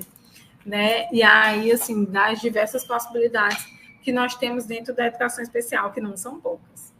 Então, a gente vai voltar aqui para a tecnologia assistiva, para as outras categorias, para a gente conhecer, para a gente entender um pouquinho mais como é que funciona essa questão da tecnologia assistiva. Então, outra categoria seria os recursos de acessibilidade ao computador. Né? O que é essa categoria? O uso nada mais é do que o uso do computador, que é essencial para as pessoas com deficiência visual, auditiva, intelectual e física. E aí ele vai facilitar a partir, né, do acesso de softwares e hardwares. Né, os softwares são esses programas e os hardwares são as ferramentas.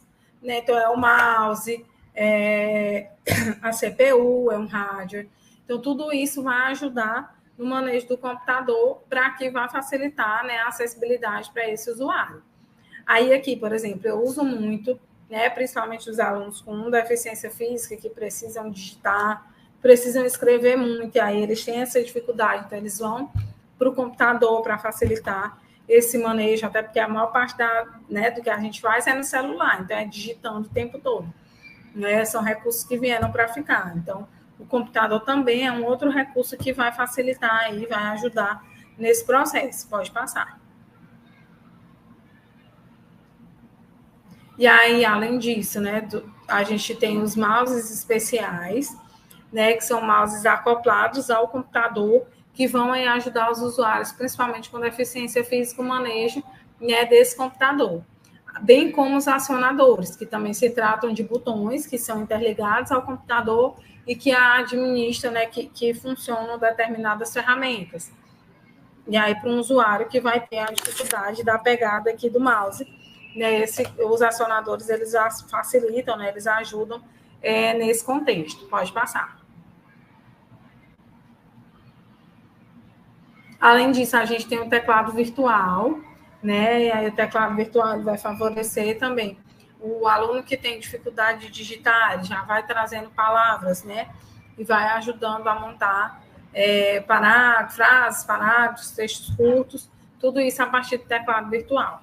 Além disso, a gente tem computadores controlados pelo movimento ocular. Raras pessoas usam, mas é um tipo de tecnologia assistiva, assim como a ponteira de cabeça. Eu tinha uma aluna na especialização que ela usava a ponteira de lápis. Era esse mesmo instrumento aqui, ela sofreu um atentado e aí ela perdeu o movimento das pernas. Na verdade, ela ficou tetraplégica, né? Ela só mexe o pescoço. E aí ela usava uma ponteira aqui, né, que era em formato de lápis. E aí ela conseguia escrever. Assim como tem aqui a ponteira de cabeça, que serve, né, a partir do movimento da cabeça para o usuário digitar. E aí vai facilitando esse manejo no uso do computador. Pode passar.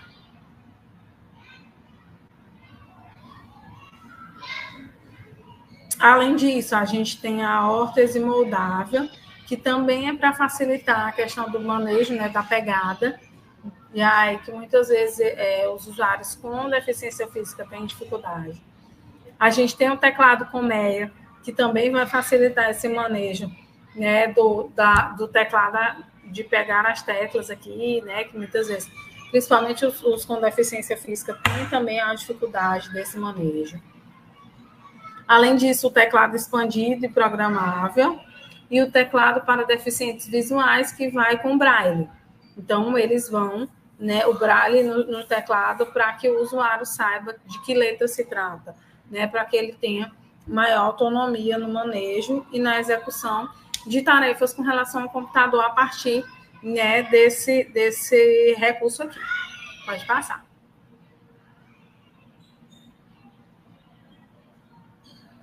Outra categoria seria os sistemas de controle de ambiente, como o próprio nome já diz.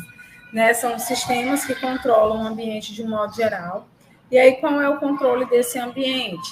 é ligar e desligar uma luz, é controlar os eletrônicos que tem na casa, né, de um modo geral, desligar a televisão, ligar a televisão, ar-condicionado, ventilador, é ligar e desligar também os sistemas de segurança, de comunicação, as luzes da casa e de outros ambientes, é que não necessariamente seja só uma casa, só um escritório, né? E aí colocando essa questão do controle de ambiente, ele vai controlar, de fato, todos os ambientes daquele lugar.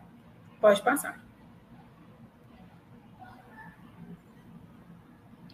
Aí outra categoria seria os projetos arquitetônicos para acessibilidade. Aí esse eu acho que a maioria de nós conhecemos, né?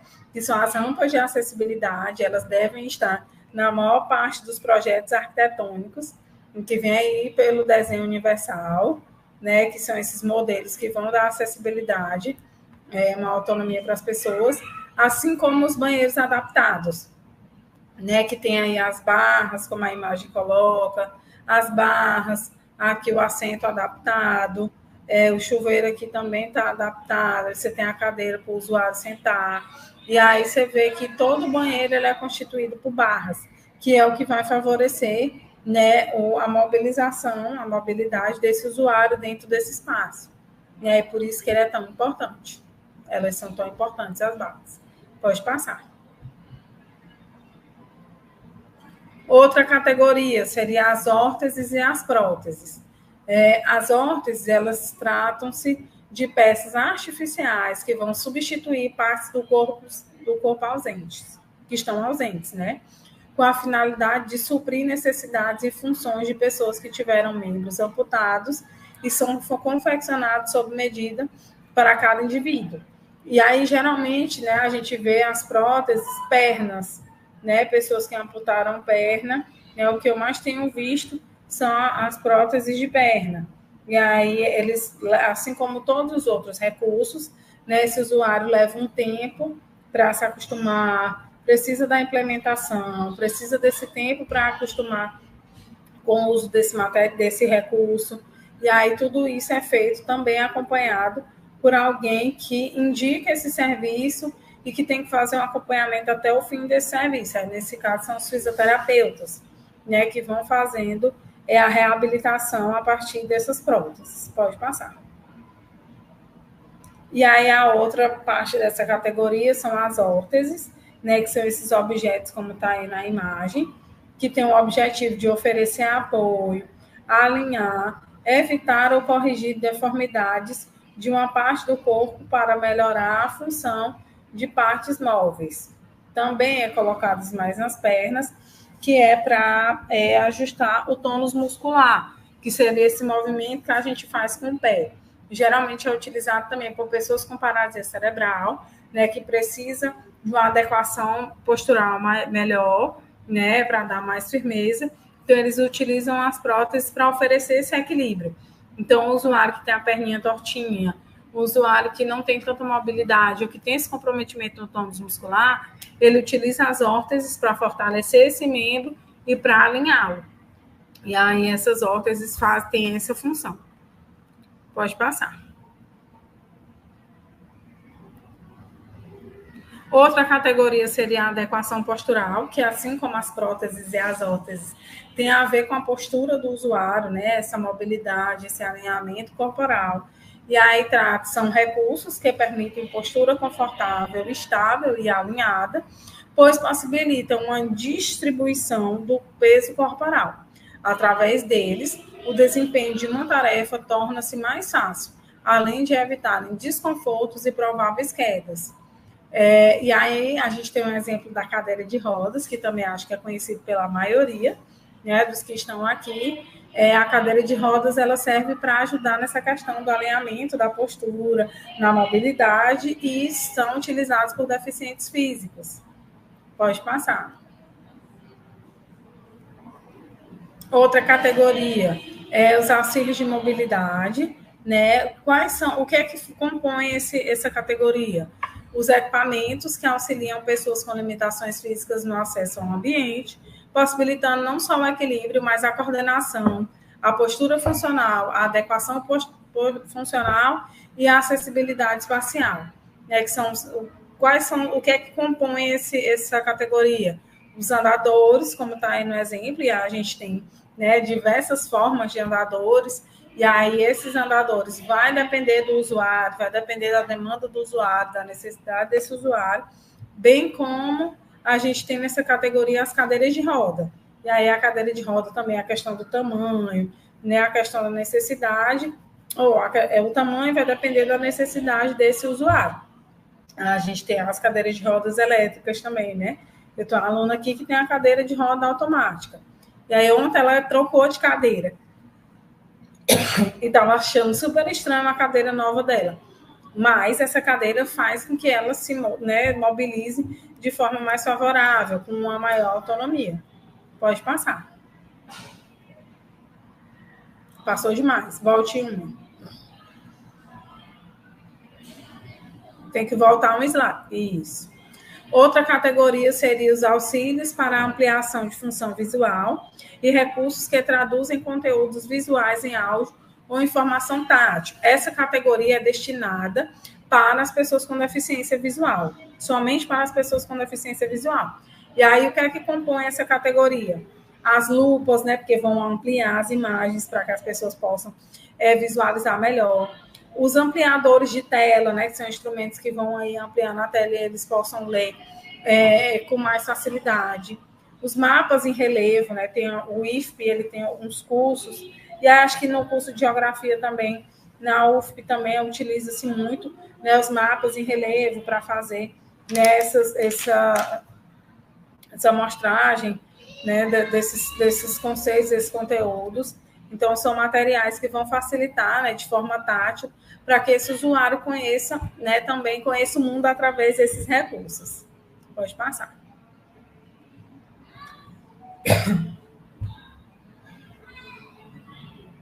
Aqui já seria uma categoria específica para a deficiência auditiva, né, que é a categoria auxílios para melhorar a função auditiva e recursos utilizados para traduzir os conteúdos de áudio, imagem, texto e língua de sinais. Então, essa categoria é específica para as pessoas com deficiência auditiva. Compõe essa categoria os aparelhos auditivos, então ele vai dar, né, a ampliação dos sons, bem como a gente tem aí os aplicativos para facilitar. Eu trouxe mais como exemplo, mas a comunidade surda é contra os aplicativos avatares, porque muda de lugar para lugar, né, a questão da Libras, e aí porque eles defendem que é importante ter mesmo um intérprete, um humano, fazendo essa troca. Pode passar. E aí estamos fechando as categorias, né? Uma das últimas categorias se trata da mobilidade em veículos, como o próprio nome já diz, né? São os veículos que são adaptados para dar maior autonomia, maior mobilidade para esse usuário. E aí são os carros adaptados, os elevadores, as rampas, que vai dar aí maiores condições para os usuários. E aí o foco seria os veículos. Então, você tem a rampa para ter acesso ao veículo, como é a última imagem aqui da vanzinha, né? Você tem uma rampa que dá acesso ao usuário a entrar com a cadeira de rodas no veículo. E aí isso vai facilitando. Tem aqui o carro adaptado, onde a parte de baixo, né, de partida, de freio, de embreagem, ela está toda localizada no... Meu Deus, esqueci o nome. Ela está toda localizada na direção do carro. E aí esses, né, serviços que estariam embaixo, eles vão para cima e aí o condutor consegue fazer as mesmas funções. É por isso que o carro é adaptado. Pronto, pode passar. E aí, como última categoria, né, uma das últimas também que foram implementadas nos estudos, é a de esporte e lazer, que, como o próprio nome já diz, né, a gente tem as Paralimpíadas, tem várias Olimpíadas também, que as pessoas com deficiência participam, e elas precisavam, né, dessa categoria para, né, dar mais subsídio aí ao esporte, que elas também necessitam, né, também precisam de lazer, também precisam mostrar que tem função, que são úteis. Então, essa categoria ela compõe os diversos esportes né, que podem ser realizados por pessoas com deficiência. Aí a gente tem alguns exemplos desses esportes. Pode passar. E aí, gente, eu quero deixar essa frase para vocês. Essa frase tem muito significado para mim, porque é o que eu tento fazer todos os dias. E eu quero que essa frase ela também faça sentido para vocês, né? É que para as pessoas com deficiência, a tecnologia torna as coisas mais fáceis. Para as pessoas sem deficiência, a tecnologia torna as coisas mais fáceis. E para as pessoas com deficiência, a tecnologia torna as coisas possíveis. Então, é a partir de todas essas tecnologias que nós possamos ver os nossos alunos como sujeitos com potenciais, né? E que só vamos aí dar uma aflorada nesses potenciais. Então, eu agradeço imensamente, mais uma vez, estar aqui, né? E eu finalizo minha fala, meu momento aqui com vocês hoje com essa frase. E aí eu vou abrir esse tempo aqui, né, que eu deixei, para as perguntas, para a interação, né, como vocês queiram fazer esses momentos finais. Pronto, perfeito. Gostaria muito de agradecer, né, a presença e a participação dos nossos convidados, né, no chat, né, pela interação, e também pela palestrante, né, a professora Milena, pelas excelentes contribuições, né, sobre essa questão do atendimento educacional especializado, né, sobretudo esse uso das tecnologias assistivas, né, que contribui bastante para a superação, né, das dificuldades e as barreiras que são enfrentadas por muitos, né, desse grupo, de vários desses grupos, né, que tem particularidades e algumas limitações que a gente pode estar mediando a partir dessas tecnologias, né, para que ela tenha uma qualidade de vida, um desenvolvimento educacional, né, para que ele possa desempenhar suas funções, né, de forma a contribuir com o seu processo, tanto de formação como indivíduo, formação física, né, e nesse sentido. E também, né, gostaria de agradecer a professora Bartira Araújo pelo convite, né, não só da professora Milena, como a outra professora, deixa eu ver se eu me recordo o nome aqui, a professora Maria Vitória, né, pelas considerações, pelas contribuições, onde ela falou um pouco sobre a questão das leis e o autismo, né, como fazendo um questionamento, né, como a inclusão deveria acontecer, de fato. Então, as contribuições das duas fecharam bastante e nos deram um panorama sobre essas barreiras e dificuldades e que elas podem ser superadas, né? A Enia Lima, a Enia Lima é bem participativa, né? Tanto nas outras lives como nessa live, ela gosta bastante de interagir. Que bom! Isso é muito bom, né? É gratificante ver essa interação, e a gente pode perceber que, de certa forma, a gente está contribuindo e instigando nosso participante de alguma forma. Ela fala o seguinte: de que maneira o uso de recurso didático não convencional no ensino de geografia, aliado ao atendimento especializado e às tecnologias assistivas, pode facilitar para uma aprendizagem significativa para estudantes com necessidades educacionais especiais?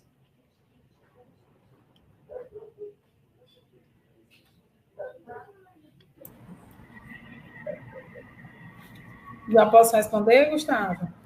Sim, a gente vai falando de um por um, né? Fica melhor, mais organizado. Então, a pergunta ficou um pouco extensa, mas eu acho que na fala toda eu já trouxe vários exemplos, né? De como, de várias maneiras que os professores podem utilizar para estar favorecendo esse processo. E aí, não só no ensino de geografia, eu trouxe amplo, justamente para os professores de geografia verem o que é que casa, né? Ou quais são as necessidades da sala dele, que, né, eles podem estar utilizando esses recursos para isso. Por exemplo, essa é minha aluna que tem a cadeira de roda automática. O professor, muitas vezes, não tem visto essa cadeira, está conhecendo com ela agora.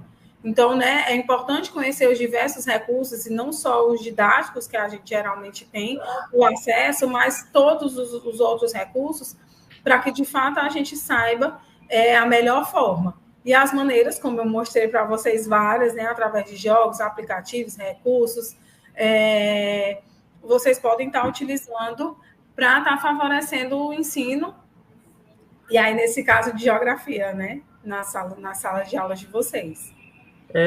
E é importante, né, assim, para quem tem interesse, né, tá buscando um processo de formação, né, voltado para alguma especialidade, está desenvolvendo isso em sala de aula, contribuindo de alguma forma, né. Muito da necessidade do professor, né, Gustavo? Exatamente. Assim, E de ele acenar, convive a gente diariamente, tem né? muito. De acenar, a gente tem muito. Inclusive, eu queria sugerir, por isso que eu lhe cortei, me desculpe, mas era mais para sugerir um site, que inclusive é dessa autora que eu pego como base para esse material, que é da professora Rita Best, que é o Assistiva. Né? Um site, lá ela dá vários cursos, né, com relação à sala de aula, com relação a recursos didáticos, com relação a manejo de um modo geral, né? Tem várias coisas, inclusive também tem materiais lá. E aí eu deixo isso como uma sugestão, né, para vocês. Professora, a senhora podia depois estar compartilhando o link da plataforma para a gente, que depois a gente pode ou colocar no Instagram, ou colocar aqui, se der tempo, no chat. Eu vou colocar aqui no chat para você, e aí você Pronto. compartilha, tá?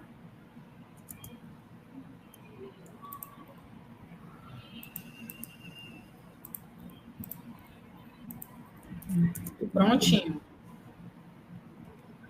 Só enviar aqui.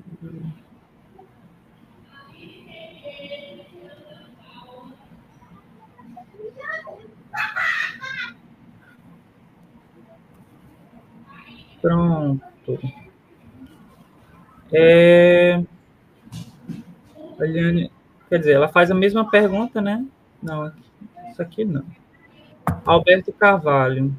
Ele fala, boa tarde, excelente live, professor Gustavo. Obrigado, né, pelas considerações, né? Eu acho que existe um conjunto aqui, né, que a gente tem essa necessidade e essa preocupação, né, de estar trazendo conteúdos que tragam aspectos do processo de inclusão dentro do ensino, não só na geografia, como decorrente de várias outras áreas dentro da educação, que elas contribuem, de certa forma, para o processo de ensino, né, desses alunos, né. Com licença, gente, estou vendo que minha sobrinha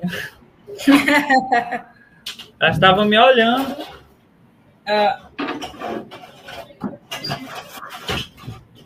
Só está fechando aqui. Eita. Enfim, é aquela coisa de fazer as coisas em casa, né? Eu sei geografia, né? Eu acho que é o nome da conta do participante aqui, que ela vai se identificando, né? Meu nome é Juliana, eu sou de Cuiabá. Muito prazer, Juliana. Ontem vi em outro curso sobre as inteligências artificiais na questão das transcrições de vídeos. Creio que as inteligências artificiais podem auxiliar muito. Você já tinha ouvido, professora, sobre... Eu mencionei sobre as IAs. E na verdade, é um campo que está pegando muita força agora, né? A gente tem os aplicativos que muda foto, que muda vídeo, que pega a voz das pessoas e faz aí várias... E agora está uma febre, coisas. Né? Está uma febre. Mas, assim, assim como tudo tecnológico, né? Tem seus lados positivos, tem seu lado positivo e seu lado negativo. Então, é importante que a gente saiba como utilizar. Se soubermos utilizar de forma favorável, ela com certeza vai ser favorável. A gente tem vários recursos aí de IA. Bom, para estar finalizando, né, primeiramente eu gostaria de agradecer a todos pela participação. Também gostaria de considerar, né, que para quem ainda não se inscreveu no curso de extensão, podem estar fazendo a inscrição ainda, né?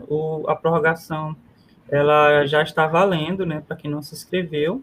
E como a gente já tinha frisado, a partir de 8 lives, onde você faz as frequências, fazendo uma descrição de um resumo, né, de cada live, a partir de 300 palavras ou 300 caracteres, você pode estar angariando aí seu certificado de 40 horas sobre o curso, né?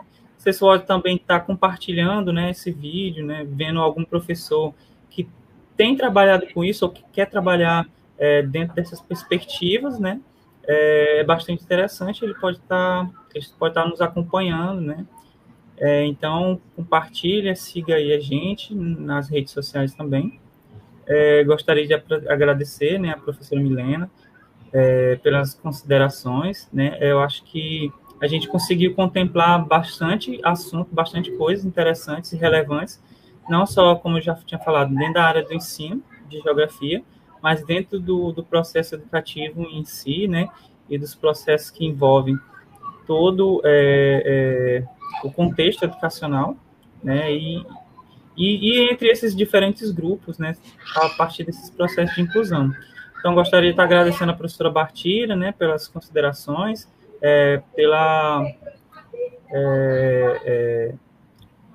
por todo o material, né, que ela tem nos dado suporte, né, tanto os materiais de live, né, em alguns drives que ela passa alguns materiais que a gente acaba compartilhando aqui com vocês, e os outros professores. E acompanhe também os nossos vídeos que já foram, né, desenvolvidos, ou que já rolaram. Vocês podem estar, qualquer coisa, podem estar entrando em contato com a gente, né? E eu acredito que é isso. Professor, você tem alguma coisa para falar? Na verdade, eu também só quero agradecer, né, por mais um momento com vocês, né? Acho que essa já é a quinta vez que eu faço parte, a quarta é a quinta vez. E para mim é sempre um momento único de aprendizado, então espero ter contribuído e espero também que possamos ter outros momentos como esse. Muitíssimo obrigada, Gustavo, e a professora Bartira também. Obrigado a todos, né? Tenham um bom finalzinho de tarde, né? E qualquer coisa, estamos aqui, gente. Até a próxima live. Até mais.